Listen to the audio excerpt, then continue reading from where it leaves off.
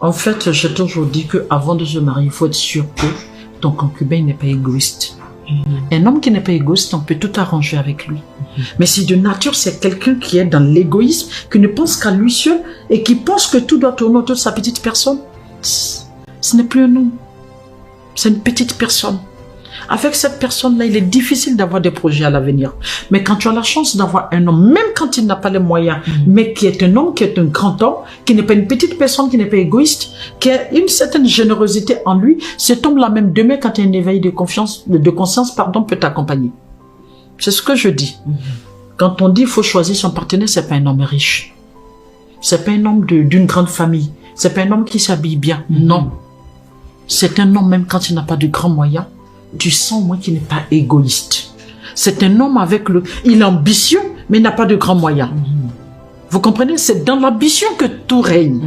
Dès le moment où il est ambitieux, il ne peut pas t'empêcher, toi, que tu aies un éveil de conscience et que tu apportes quelque chose à la maison. Mais quand c'est une petite personne qui pense que tout doit tourner autour de sa personne, que tu te mets avec lui, juste parce qu'aujourd'hui, il peut t'offrir un sac de... je sais pas combien, votre euro, c'est compliqué un peu pour moi. Mais arrivé à un certain moment, ça va être compliqué. Parce que le problème, c'est quoi? Moi, je travaille pour vous, vous me payez. Mais c'est fini, il n'y a pas de plainte. Vous travaillez pour moi, je vous paye. Vous êtes à la maison, vous me faites un bébé, vous chauffez bien mes nuits, vous me faites à manger, et chaque fin de mois, je te donne quelques euros. Mais je travaille pour moi, je te paye.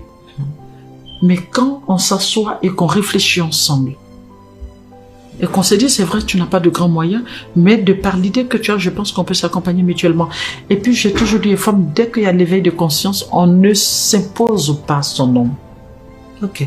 Non, on l'amène à comprendre. On l'amène à comprendre ce qu'on a.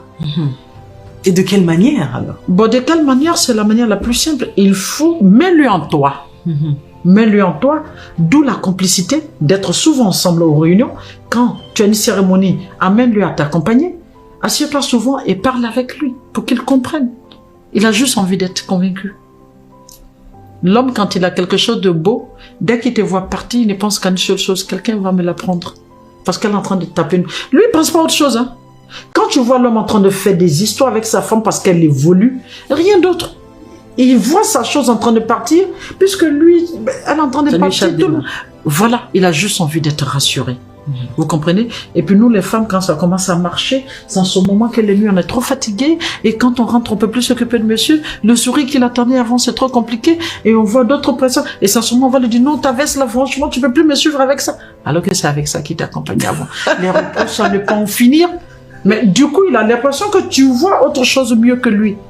Donc maintenant, il va commencer à te mettre des crocs en jambes. Non, si je l'attaque ici, puisqu'il te connaît mieux. En fait, c'est pour dire que il faut être un duo avec son partenaire. Il faut partager ses ambitions avec lui. Il faut faire de lui un complice. Il faut le faire comprendre. Il faut rien lui imposer. Il faut juste qu'il participe toi-même à ton ascendance.